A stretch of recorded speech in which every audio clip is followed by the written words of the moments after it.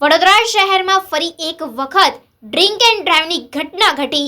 વડોદરા શહેરમાં ફરી એક વખત ડ્રિંક એન્ડ ડ્રાઈવની ઘટના ઘટી છે. નશામાં ધૂત કાર ચાલકે અકસ્માત સર્જ્યો છે.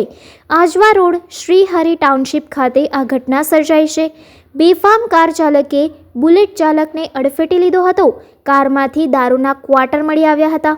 એકત્ર થયેલા ટોળાએ કાર ચાલકને મેથી પાક ચખાડ્યો. ગઈકાલે બાપોદ પોલીસ સ્ટેશન વિસ્તારમાં ફરિયાદી ગજેન્દ્રકુમાર રામબદન સિંહનાઓ દ્વારા ફરિયાદ આપવામાં આવે કે Maruti Suzuki Swift car number GJ6 PG 5441ના કાર ચાલકે અકસ્માત કરેલ.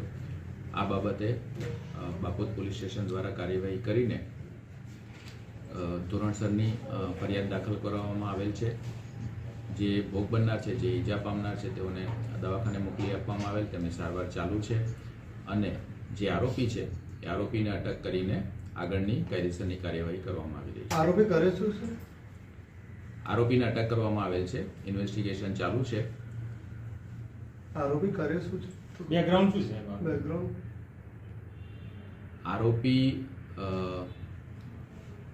આરોપી જે છે એ એરપોર્ટ ઓથોરિટી ઓફ ઇન્ડિયાના કર્મચારી છે અને તેમને ધોરણસર અટક કરીને આગળની કાર્યવાહી કરવામાં આવી. ક્યાં જોબ ક્યાં કરે છે? વડોદરામાં છે કે બીજી કોઈ એજન્સી?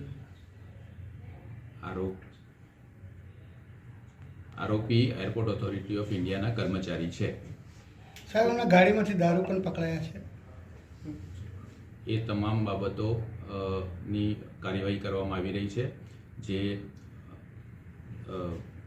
નશાકારક પીણું મળેલ છે એને પણ કબજે કરીને FSLમાં મોકલવાની કાર્યવાહી કરવામાં આવી સર, છે. કયા કયા ગુનો હેઠળ આ કાર્યવાહી કરવામાં આવી રહી છે?